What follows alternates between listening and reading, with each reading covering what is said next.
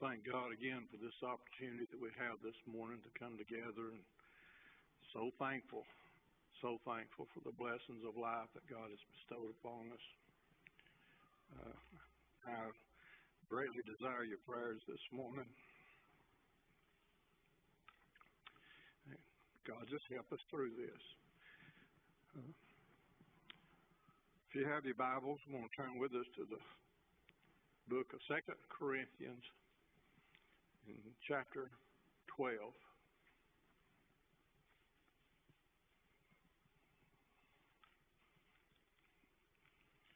Appreciate that song this morning.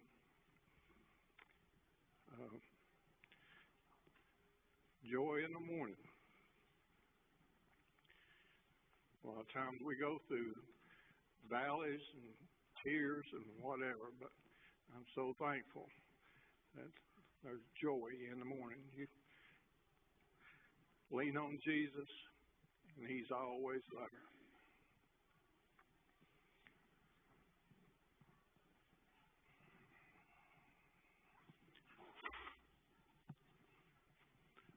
Last Sunday, we was in chapter 11, and Paul was having conflicts with the people at Corinth. Some of them debating whether they're supposed to worship him or not, or Peter, or Apollos. Some of them was trying to discredit him of his ability. I've done quite a bit of meditating on this, but anyway, he got to the point that he said, listen, so God called me, God changed my life, and He put me into the ministry.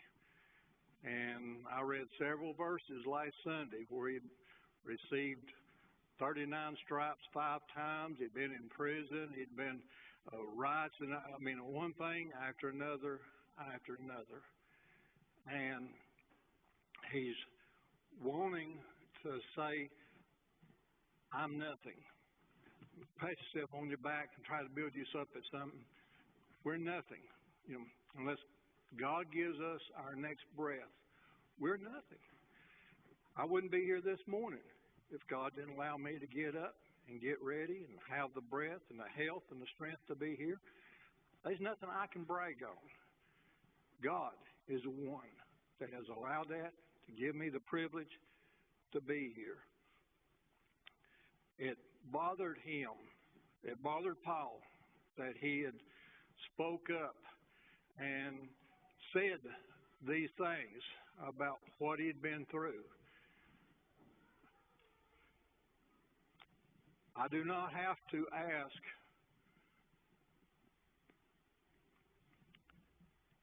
Tim what all he's been through before he come here. I don't have to do that. I've been raised up in church, been in it for years, and I know when it comes time that we have to seek another pastor and preacher and whatever. We search backgrounds and stuff like that somewhat, but right there is the one that mainly tells us, points us to the one. He may not comb his hair the best as somebody else. He may not speak as well as somebody else. Lots and lots of things are different from one person to another, one man to another. But then God knows who we're supposed to have. These people, Corinth, were just new Christians. They were just starting out. A lot of problems, a lot of issues, a lot of sin in their lives around them. And they were having a difficult time. So Paul unloaded and said, now listen, if you don't believe me, I've been through the 39 stripes, I've been in jail, I've been this, that, and the other, and whatever. That was in last chapter. That's how, I'm here right now. And I'm here because of you, because God sent me to you.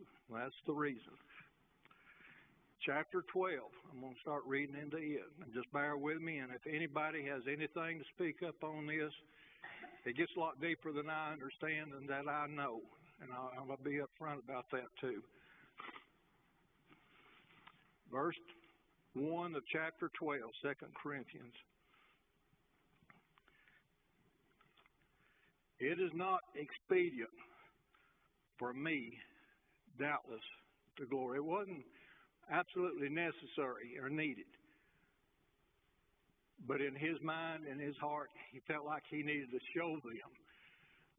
The first words in chapter 11 there, would to God you could bear with me a little in my folly. In other words, with his speaking, with his talking. Those of you just come in, I'm in chapter 12, 2 Corinthians, verse 1. It is not expedient for me, doubtless, to glory. I will come to visions and revelations of the Lord. I knew a man in Christ about 14 years ago. Whether in the body, I cannot tell, or whether out of the body, I cannot tell. God knoweth. Such an one caught up to the third heaven. And I knew such a man, whether in the body or out of the body, I cannot tell. God knoweth. How that he was caught up into paradise and heard unspeakable words, which it is not lawful or possible for a man to utter. Of such an one will I glory. Yet of myself I will not glory, but in mine infirmities, his weaknesses and whatever. So that's the only thing that I'll glory in. For though I would desire to glory, I shall not be a fool. He knew better. He knew better. Just as I said a while ago, there's nothing that we can brag on, because God give us the strength, the breath, heartbeat, whatever, to do whatever we done. For though I would desire to glory, I shall not be a fool. For I will say the truth. But now I forbear, to refrain or avoid, lest any man should think of me above that which he seeth me to be, or that he heareth of me.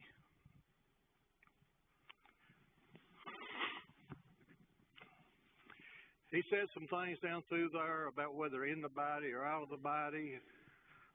He says that these words said to him that man cannot say. That's God working in mysterious ways. Paul was on his way to Damascus with letters in his pocket. He was a leader against the Christian movement, against Jesus. And God come to him. Jesus got a hold of him, changed his life, changed his direction, changed everything. He was a man of God. He was an apostle for God. Something happened to him that no man could ever do to him. No man could ever bring him to that point. Just like the day that we were saved, something happened that no man could have done for us. It was God. He heard words. He heard instructions. Said no man could utter. It wasn't possible. God speaks to us. I thought, Marshall, you said last Sunday here in the service, wonderful service we had, you said you felt something in you that you hadn't felt in a long time. God gets a hold of us. God gets our attention in so many different ways that we don't imagine. I know one time, years and years and years ago, I had a prayer request on my mind that I was praying for, and I was praying for. God come through and answered it in a way better than I was praying for. The end result was better than that, you know. God works in mysterious ways. People can read this and think, well, that man's crazy talking like this, whether in the body or out of the body or whatever. God can get our attention. God can communicate with us in many, many different ways. I'm going to stop right there. Has anybody got any comments on any of this?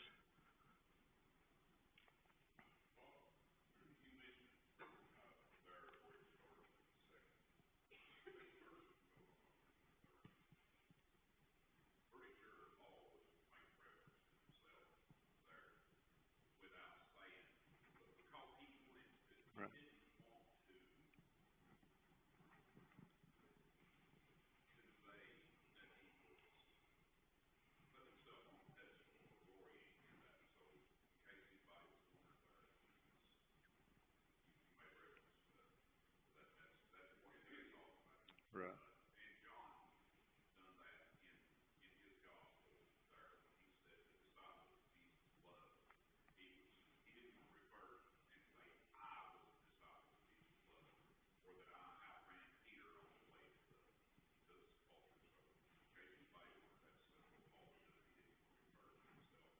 Right.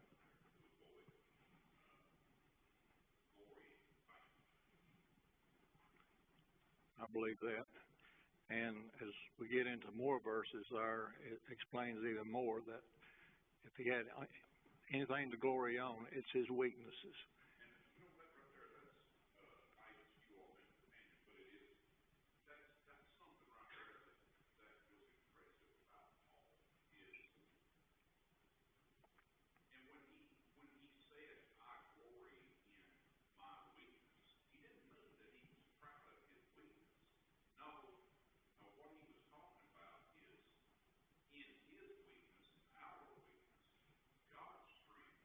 Right.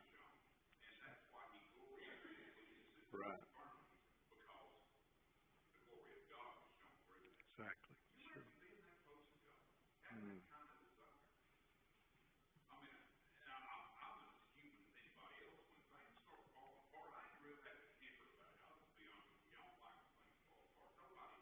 Yeah.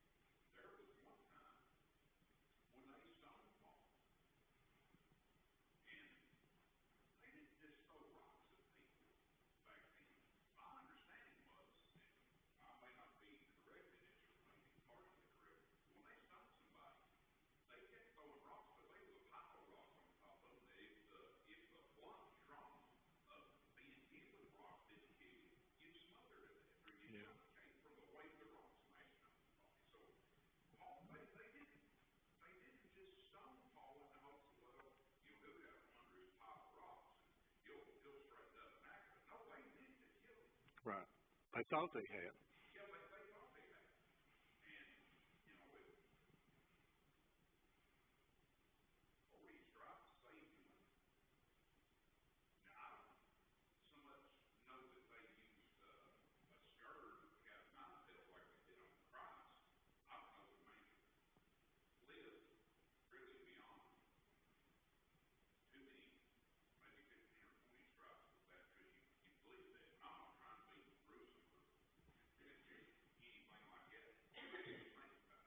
Yeah.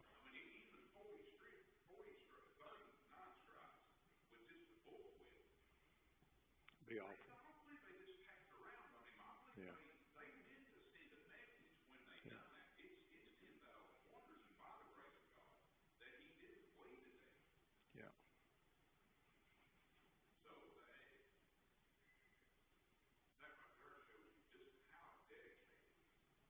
Yeah.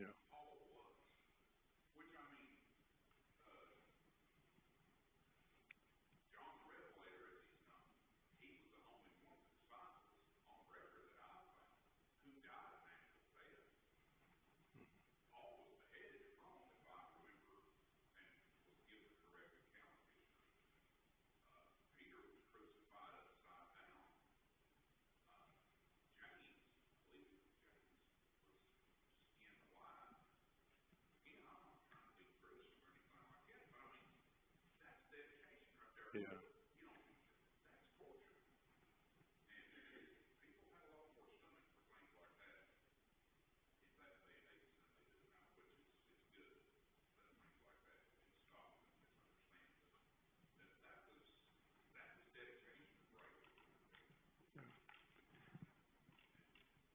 I know I said last Sunday that their faith, his faith was so strong that, I mean, if somebody grabbed hold of me and drug me out here and give me one stripe for teaching, you think I'd be back up here the next Sunday? My faith is so weak, I doubt if I'd have enough strength to do it, to strike me. He did it 5 different times, plus all the other things he went through. He was strong. He was strong. Hmm.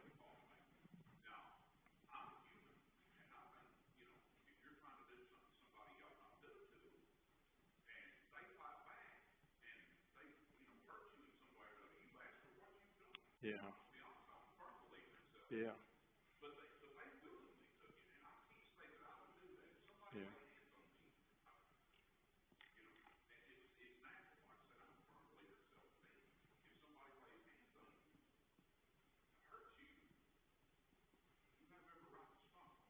Yeah.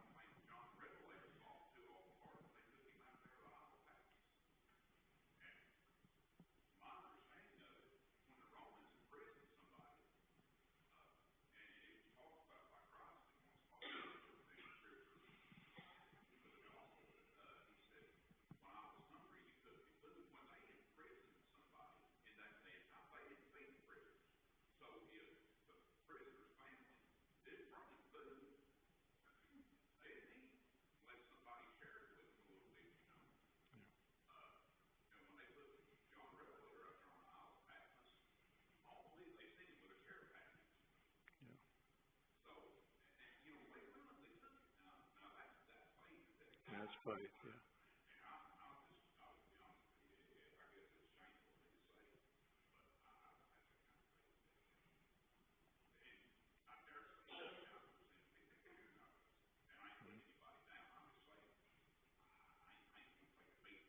Yeah. He was giving all the glory to God, so helping him, giving him that much strength to go on and all that. Appreciate that. Anyone else?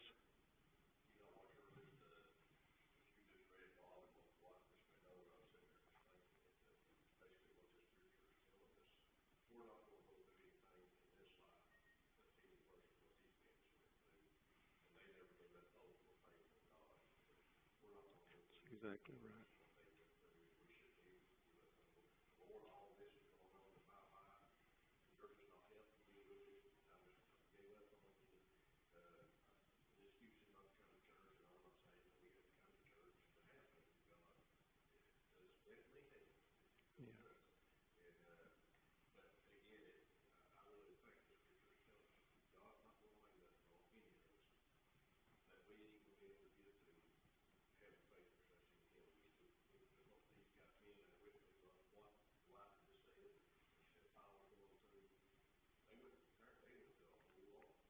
Yeah.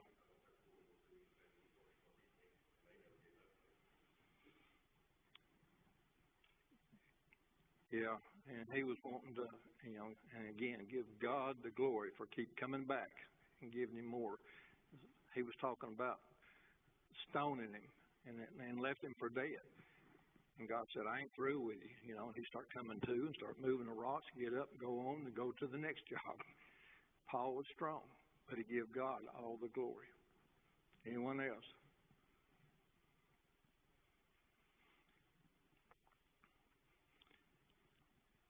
It also says in there that he got a message, and he don't know how it happened. He don't know for sure, in the body, out of the body, whatever. He got a message. And I've studied this, and God keeps bringing something back to me. God works miracles all the time. He works miracles. And he reveals things to us in such odd ways sometimes. Like I mentioned a while ago, praying for something, and then he answered it in a way better than I even dreamed of. In 2010, 14 years ago, Barbara started having problems with her head. And Tim, take notes because you'll want to write her about some of this. But she did. She started having some problems. We started going to doctors. One doctor examined her and whatever, and they ordered us some CT test of her head. They go to another doctor, another specialist. We was just not getting anywhere. And one Saturday, all of a sudden, her head was a-hurting, and of course, it'd been doing that some and whatever, and her mouth started turning upward like that. And oh my gosh, it was obvious she couldn't control it. It just pulled up. And we said, we need to get to the emergency room. My thoughts was a stroke. And got to get to the emergency room. And we did. And we got there and got checked into the ER. And when the doctor on duty come to speak to us, I told him what was going on. And he started laughing at me. He said, it ain't a stroke. He said, a stroke pulls it downward. And I said, well, sir, I'm not a doctor. It moved, and it curled up, and it scared us. And she's having pain in her head. And I told him a story about, some of the doctors we've been through. We had CT scan.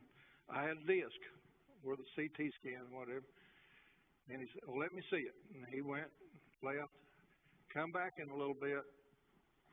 And, well, the ER is a while. But anyway, when he come back, he said, well, she needs to see another specialist.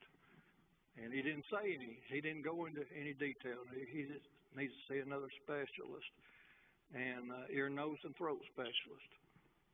And they set it up, called and got an appointment.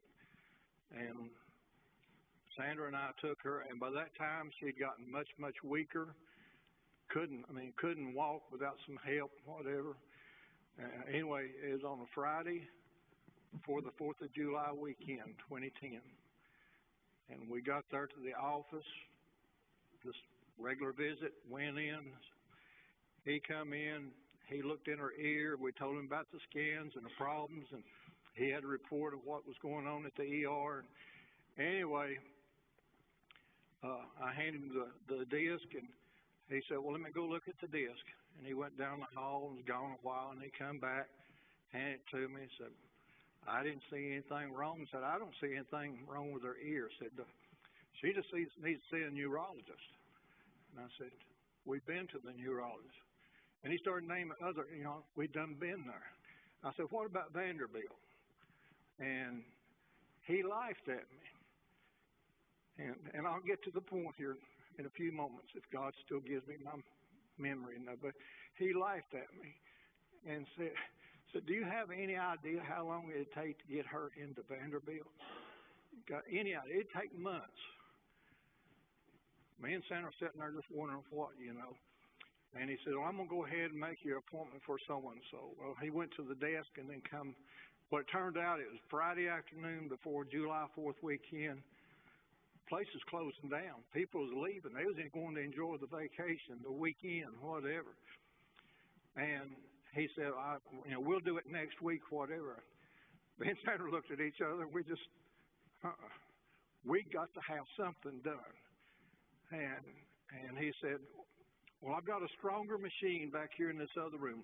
Bring her back here to it. Where we, helped her back there, got on the table. He did a great big diagnostic test on her ear, whatever. He said, I don't see anything. He said, you're just going to have to go and try to get another appointment. And I said, we're not going anywhere. We get something going. Let me see that disc again. He took the disc. He went down the hall to his room, and probably within 5 minutes, we're sitting there wondering, what are we going to do? I mean, she was losing ground fast. What are we going to do? About that time, he started screaming. And this is the truth. This is a doctor, Fort Sanders Professional Building. He started screaming, said, oh my God, come here, come here. We got her, started walking down the hallway to his room, and he was just ranting and raving. Got in, pointing at his computer. Said, look. I could have looked from now on. I wouldn't have known what I was seeing. He didn't tell us. He said, look. And we was looking, just a mass of stuff on there. We didn't know what we was looking. He started going like this. What am I going to do? What am I going to do? And started running up and down the hallway. Fort Sanders Professional Building. He finally said, oh, I know. I went to school with a guy, and he's at Vanderbilt. Let me get a hold of him. He went to the desk, and he was gone. We're sitting there in his office. He was gone about 10 minutes, I guess. And all of a sudden, he started hollering, Bob, come here. I went in there. He said, it's Vanderbilt. Talk to him.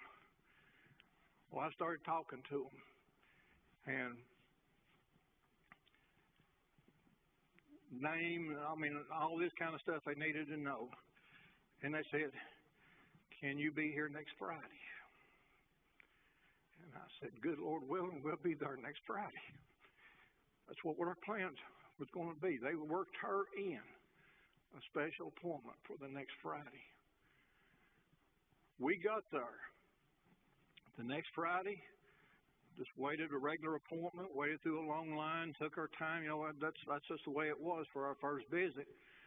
We got in there, and I had the CD thing in my hand, or whatever it was, disc anyway, DVD, whatever it is. Anyway, had the disc in my hand and handed it to him, and he's Dr. David Haynes is his name, but he's a super doctor at Vanderbilt, and it was skull-based tumors was the group he was in, and we didn't even know that we got there. But skull-based tumors, and we got there, and he took that disc, went over there, and he trains people who've done got their degree, then going on to specialize. He had two behind him there, and they was like that looking at the screen. He was sitting there, and he was doing his stuff with the computer and moving it around and whatever. And he turned around to us, this doctor turned around to us and said, we definitely need to do surgery. She's got a growth, got a mass in there, and said we don't know how much yet. And in fact, he had us before we left. He had us to go down and have a CT scan with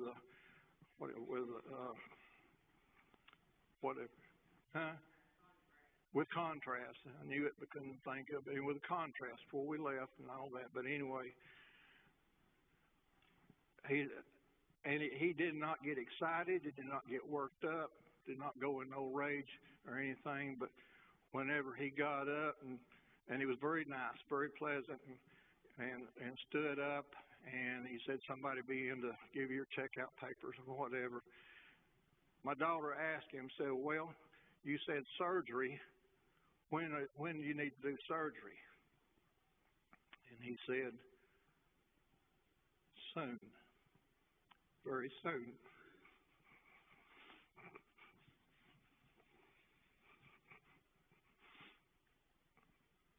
Excuse me. We went to the checkout desk. The lady, first time there, first time ever, the lady at the desk said, well, how was your visit? It was good. We really liked the doctor. Well, what did he say? That she needed surgery soon. She started laughing. She said, they all say that. So we're booked up solid for the next 5 to 6 months.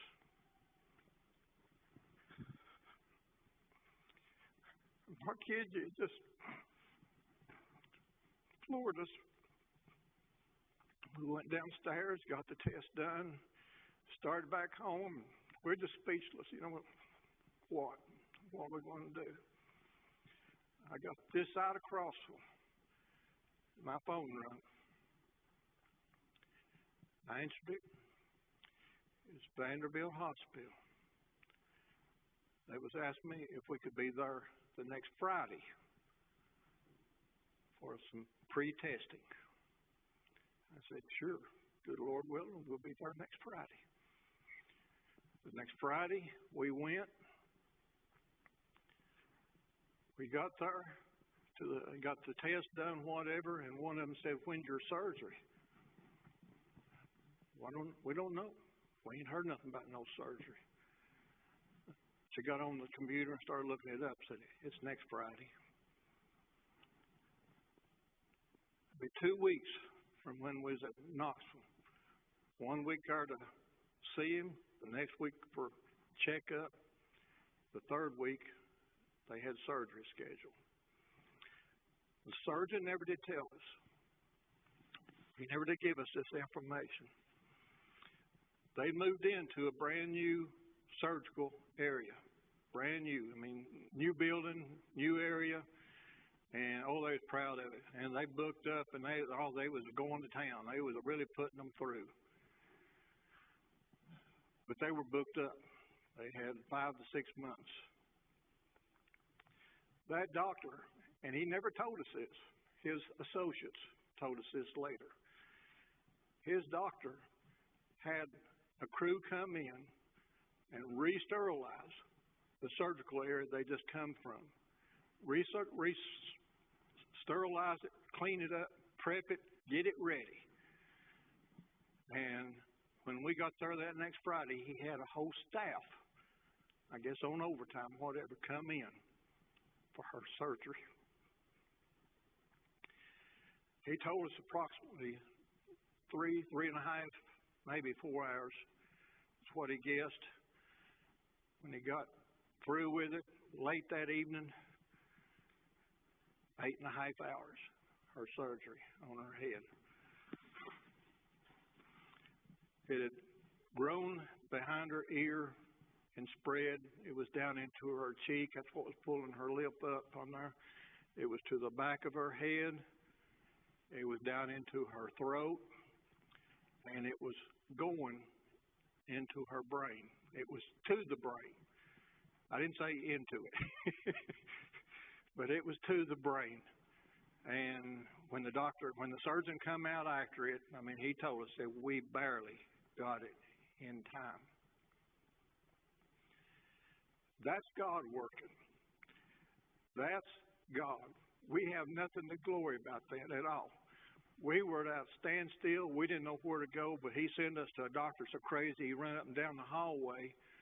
But that doctor happened to know somebody that he went to school with, lit up the light bulb, contacted him, and it turned out that doctor is now on the board of directors. I don't think he was then, but he's on the board of directors for that hospital.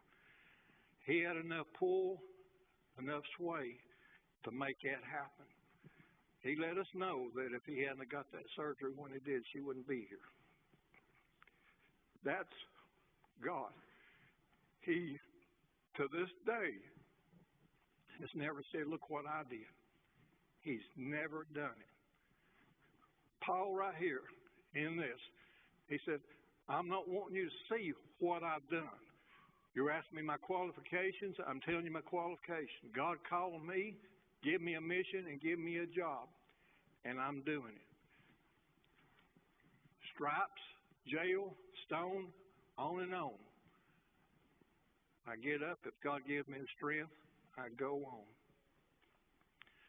Barbara and I are still here. She's not killed me, and I'm not killed her yet. We're still here. And it's by the amazing grace of God. Each and every day. It's such a blessing to see Linda here today. Wonderful to see you here. I know you've been through a whole lot, but I look around this room, I see on everyone things that you've went through. I know from history, from experience, things you've been through. Point to Jesus.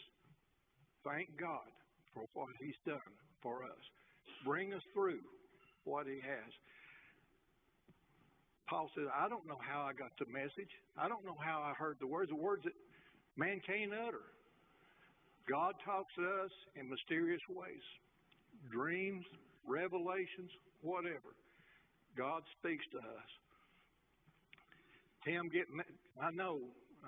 he's not, but Tim gets messages that he worries about, wonders about, and whatever, loses sleep over and whatever, but he gets the messages. And all he knows is he's got to get up, he's got to preach it. Ain't that right? You got to do it. Whatever God gives you to do the best you can at it. And God will pull you through. He'll do His part. We got to do our part. I hope I didn't bore you.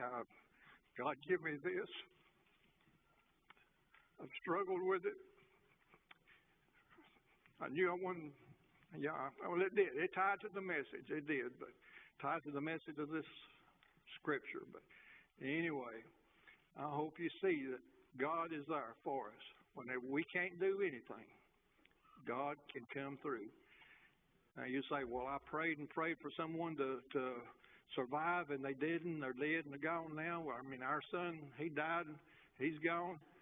But now if it's God's will for them to go home and not be with us, God's will be done. We can pray and pray, but we got to pray that God's will be done. Thanks for your attention this morning. Thanks for your prayers. Pray much for the worship hour. Pray for Landon. Just pray that God will use him in a mighty way. Pray that we might see someone lost saved again. What a wonderful service we had last Sunday. Just pray much for that. That's all I have.